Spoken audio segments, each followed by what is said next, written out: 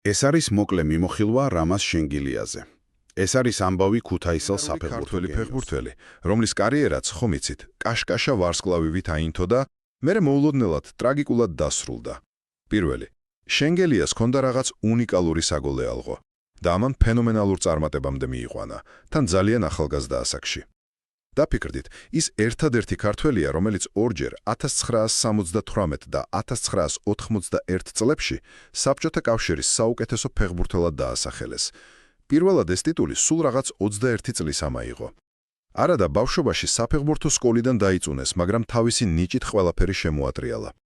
მეორე, მან საერთაშორისო ასპარეზეც დატოვა ისტორიული კვალი. 1991-ში თბილისის დინამოსთან ერთად მოიგო ევროპის თასების მფლობელთა თასი. და იმავე წელს, იცით, ფრანს ფუტბოლის ოქროს ბურთის გამოკითხვაში მე-7 ადგილზე გავიდა. ეს დღემდე საუკეთესო შედეგია ქართველი ფეხბურთელისთვის. აი 82-ის მსოფლიო ჩემპიონატზე ბრაზილიის კარში გატანილი გოლი კი, რომელიც არ ჩაუთვალეს, დღემდე სადაოა. და ბოლოს, ალბათ ყველაზე დრამატული ნაწილი. მისი კარიერა უცებ ფსიქოლოგიური გამოფიტვის გამო დასრულდა. წარმოგიდგენიათ, სულ რაღაც 26 წლის იყო, როცა თქვა, რომ მოტივაცია დაკარგა, თავი გამოწრული ლიმონივით მგონიაო. იმასაც კი ამბობდა, ბორთის დანახვაც კი ფიზიკურ ზიზღს მგვრისო.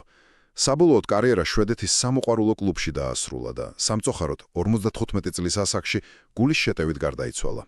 მოკლედ, რამაზ შენგელია იყო ფეხბურთის ვარსკვლავი, რომელმაც წარმოუდგენლად კაშკაშა კვალი დატოვა, მაგრამ თავად ძალიან ნამდვილი რისხვა იყო. ცხოვრებაში კი უზომოდ თავმდაბალი, თბილი და იუმორით სავსე კაცი.